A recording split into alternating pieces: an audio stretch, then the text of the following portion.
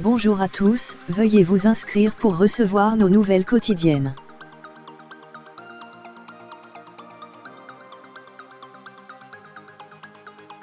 Crash du Boeing 737 en Éthiopie, les deux boîtes noires retrouvées. Le Boeing de la compagnie Ethiopian Airlines s'est écrasé dimanche à l'est de la capitale éthiopienne, faisant 157 victimes.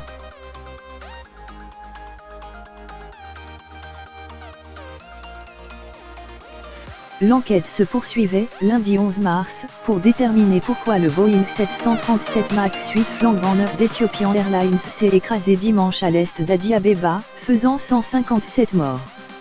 Une tragédie marquée en Éthiopie par un jour de deuil national. Le Kenya est, lui, doublement endeuillé, avec 32 ressortissants à bord. C'est le pays le plus touché par la tragédie, la capitale. Nairobi est par ailleurs le hub régional des Nations Unies, durement affecté par la catastrophe.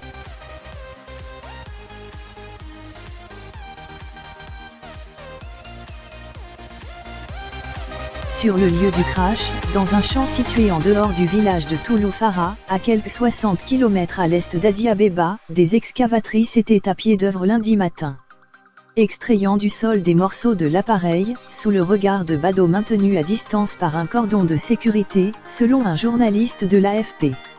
Le Boeing s'est désintégré en heurtant le sol. En s'écrasant, il a creusé un impressionnant cratère, labourant la terre sur des dizaines de mètres.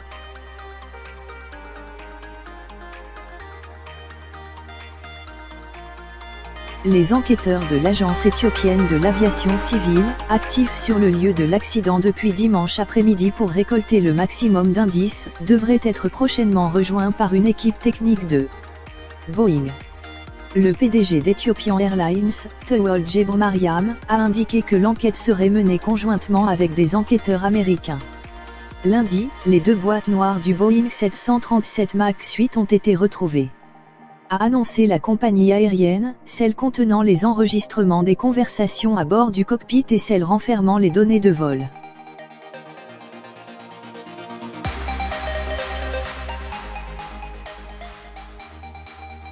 À Nairobi, le crash de dimanche était dans toutes les têtes lundi matin à l'ouverture de la conférence annuelle du Programme des Nations Unies pour l'environnement, PNUE, qui a son siège mondial dans la capitale kenyane.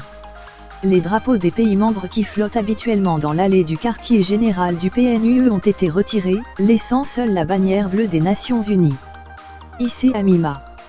Une minute de silence a été observée à l'ouverture de chaque réunion. Plusieurs personnes devant participer à la conférence se trouvaient à bord de l'avion, notamment un haut responsable du ministère marocain de l'énergie et des mines et un professeur de l'université marocaine Hassan II.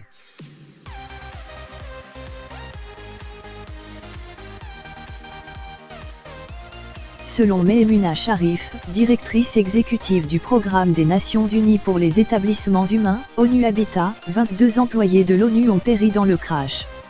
Souvenons-nous que nos collègues étaient volontaires pour voyager et travailler loin de leur foyer, afin de faire de ce monde un meilleur endroit, a-t-elle déclaré lors d'une réunion en prélude à l'ouverture officielle, prévue dans la matinée.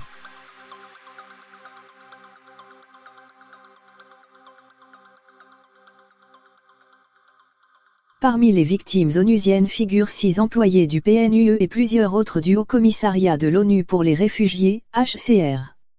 Dublin a par ailleurs confirmé la mort d'un ingénieur irlandais travaillant pour le Programme alimentaire mondial, PAM, alors que les médias britanniques ont rapporté celle d'une employée de l'Organisation de l'ONU pour l'alimentation et l'agriculture, FAO.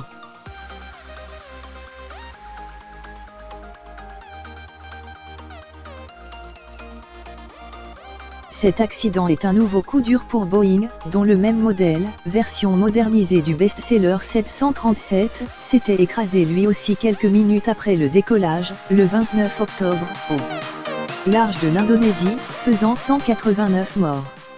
Une des boîtes noires de l'appareil appartenant à la compagnie indonésienne Lion Air avait signalé des problèmes d'indicateurs de vitesse.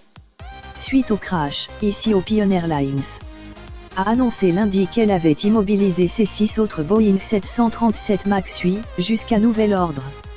Réputée sérieuse, la compagnie, détenue à 100% par l'État éthiopien, a connu une très forte expansion ces dernières années. Sa flotte compte plus de 100 appareils, ce qui en fait la plus importante en Afrique.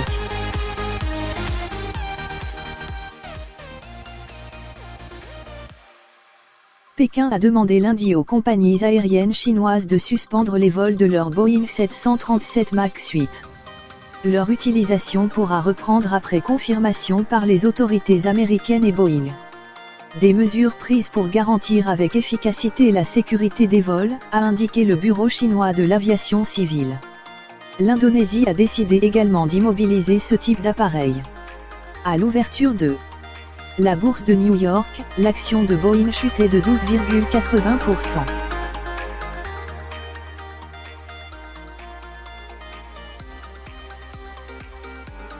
Le vol E302, qui avait décollé dimanche à 8h38, 5h38 GMT, d'Addis Abeba, a disparu des radars 6 minutes plus tard.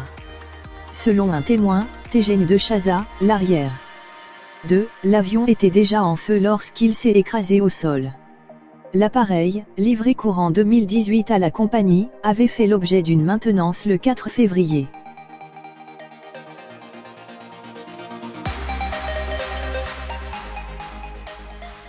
Les victimes du crash étaient de 35 nationalités différentes, selon des chiffres provisoires de la compagnie. Celle-ci a notamment dénombré 32 Kenyans, 18 Canadiens, 9 Éthiopiens, 8 Italiens, 8 Chinois, 8 Américains, 7 Français, 7 Britanniques, 6 Égyptiens, 5 Allemands et 4 Indiens.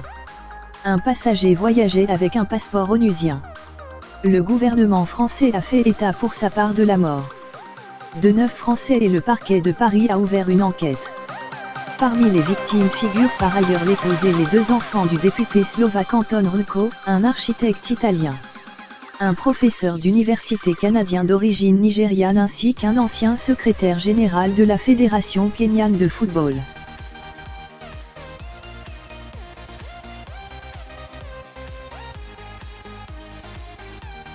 Les messages de condoléances aux victimes ont afflué toute la journée de dimanche, du Premier ministre éthiopien au président kényan, de l'Union africaine au secrétaire général de l'ONU, en passant par le Premier ministre canadien et le président français Emmanuel Macron, qui sera en visite officielle en Éthiopie mardi et mercredi, puis au Kenya mercredi et jeudi.